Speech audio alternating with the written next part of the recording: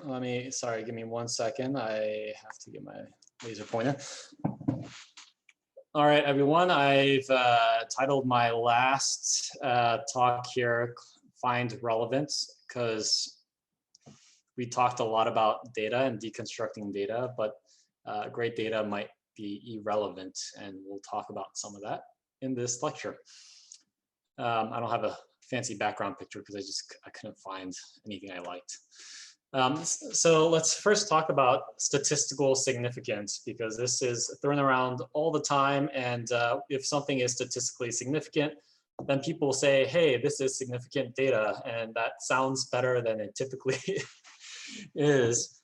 So what is statistical significance? Typically, it's defined by this thing called a p-value, which I'll describe here in a second, but it's what those little asterisks are, right? So whenever you see graphs, you typically see a little star above different charts in comparing different columns, and the p-value, which denotes statistical significance, has meaning with these stars. So 1 star is 5%, 2 stars is 1%. 3 stars is 0.1%. There's even 4 stars that goes to 0.01%. And the lower the number, the better the statistical significance. And this is all defined by this p-value, which I'll describe here. So instead of giving you the boring statistical definition, which I honestly don't understand anyway, the way I think about this is that a p-value is always calculated by comparing two things, right? So you can't have a p-value by itself. It always has to be one relative to another thing. And so in this case, let's say that we, if we're a company, have this technology that gives us this nice readout up here, and our competitor is lower than us. And we show this in our slide deck with 2 stars to denote that it's a p-value of below 1%. What this p-value actually means is that if we assume that the competitor is not lying and that their actual value is here, excuse me, then what we can do is create a distribution, like we mentioned in seminar 1, of all possible outcomes of this competitor, right? Because there is this error bar here. I mean, it could be a confidence interval, it could be standard deviation, who knows, who cares? But the point is, the competitor's value is here, but they have a distribution of possible outcomes. So if we map out all possible outcomes of this competitor, the question is, where does our data fit on this distribution of possible outcomes of the competitor, right? So this is a competitor. If our value is many, many standard deviations away from their mean, and so we're like all the way out here, then we have a small p-value, which is defined as the little bit of area towards which you would find our outcome in this distribution of competitor outcomes compared to the entire area. And by the way, these distributions don't go to 0. They kind of go out to infinity, which is why you can have tiny, tiny, tiny p-values. You will always be able to find where your data might fit in a competitor's distribution of possible outcomes.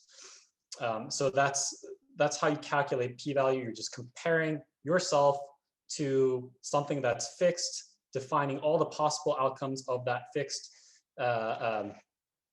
data set, and then asking where do we actually slot in this universe of possible outcomes in this fixed data set.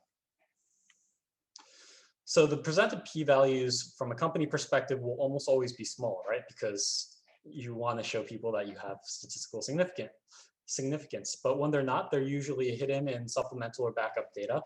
I will show you some data at the end of this seminar where a public company has a lot of graphs that look like this with 0 stars noted, which means that the data is possibly not statistically significant, or if they are, it's not great, and so they're hiding that value. And by the way, usually 1 star, so this 5% p-value is what's the cutoff for whether or not a value is statistically significant or not. The fun thing is that significance doesn't actually imply relevance, right? So let's talk about effect size. And I'm an ex-consultant, so I'll talk about this on a 2x2 matrix. When you're comparing two things, because that's how you get statistical significance, remember, if you have a complete overlap, then you have no effect size and you have no significance, right? But sometimes you can have actual statistical significance because your data sets do not actually overlap that much, but the effect size is small. The differences between the two peaks is very small. And so who cares if you have statistical significance because your effect size is so small? The opposite can be true when you have a big effect size, but there's so much overlap between the data sets that there's no statistical significance. So everything is met except for this top right quadrant in which you want to have a nice large effect size, difference between the two peaks, as well as statistical significance. Kind of going back to the first lecture and talking about the banana factor, the company Banana Bio had an AUC that was 0.97, but remember the RNA was the bulk of it, and the banana factor added a 3% on out of that 97%. So who cares if the banana factor adds something that is statistically significant in addition to the RNA to create this combined AUC? The point is that the effect size is so small, that 3%, that nobody actually cares, and there's no relevance whether or not the addition was statistically significant or not. I'm going to talk about a publicly traded company, and I have to, again, re-emphasize that I'm not giving investment advice here, but I found this to be an interesting exercise that I did recently in evaluating data that a public company put out there and had a crazy jump in stock price. So this company is called Aclaris Therapeutics. Just to give you a little bit of background about them, they were basically left for dead. They were originally a drug company that was doing one thing in dermatology. Everything crashed and burned, and they pivoted, acquired some new assets. I say they were left for dead because their stock price was hovering around $1.50 to $2. And then when they pivoted, they started to say, hey, we have some interesting data coming out soon. So you can see the stock price kind of starts to tick up as the market responded to, oh, they're going to have interesting data soon. Right when they had the data readout, the stock price had ticked up to about $6 from, I think, $1.50 back in July. And overnight, the stock jumped to $19. So more than a 3x jump in share price overnight. And actually today, I didn't check today, I checked yesterday, the stock price was hovering around $25. So this data readout, I would say, caused the stock price to jump 4x just in a few weeks' time. So why? What did they release that was interesting? Well, this comes back to the data that I presented at the end of the first seminar. They had significant data, and so the stock price saw a significant jump. This is a company that has a drug, and they're targeting a disease called rheumatoid arthritis. And I'm not going to talk about what all this means. Just the general principle here is that the placebo is in the black, and the patients who had the drug are in the orange. And guess what? If you have a higher signal, it means that you are responding to the actual drug. And so, anyone looking at this graph can see that there is a huge difference between this top orange line and this baseline. There's a big difference. And these are statistically significant differences. And they showed this type of data across many different experiments from their clinical trials. So one was looking at tender joint counts. It's rheumatoid arthritis, your joints are swollen. And you see a huge decrease when patients have the drug given to them versus the placebo. And the same with this DAS28-CRP, which is a score of arthritis, the huge decrease when patients are given the drug versus when they're on placebo. Everything looks fantastic, right? They also show that they have these disease markers, these proteins that float around in the blood, and you see a huge decrease of those as well when patients are given this drug. But note that none of these all have error bars, but there's absolutely no statistical significant p-value stars anywhere, because you start looking at some of the data and the error bars are insane. It's like, is there really a difference or not? I don't know. But suffice it to say, I'm not a stock investor, and so again, this is not investment advice, but the stock price jumped 3x on this data being released. So overnight, the stock price jumped threefold.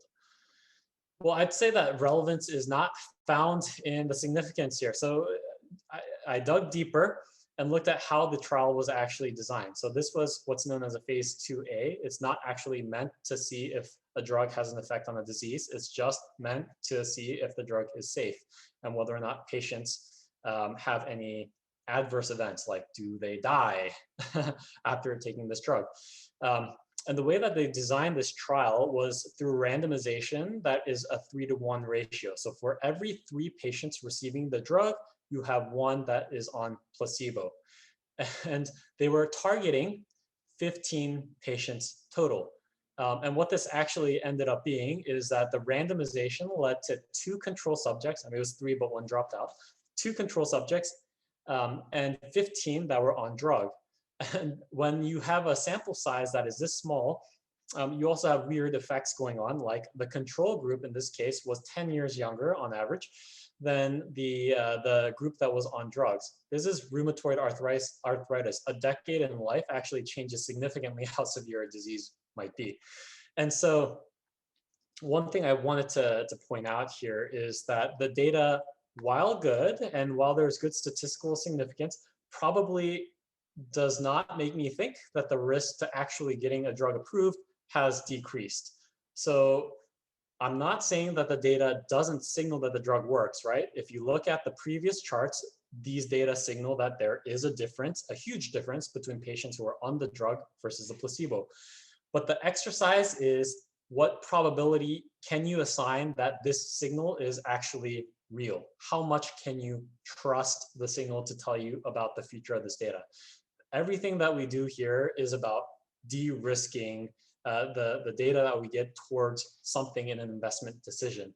And so I would argue that, despite what the market is saying and the stock price jumping, I'd argue that I don't think that the risk that this drug has of getting approved and onto the market has decreased that much by looking at this data.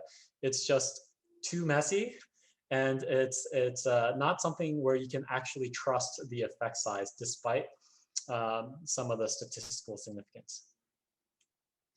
So how do you actually think about technical diligence? I'm moving to this last section where we actually talk about what I do when I see a pitch, and I think about how to get started with the diligence portion. So first, I dissect the data, the key data from the pitch, and then ask myself if it actually makes sense.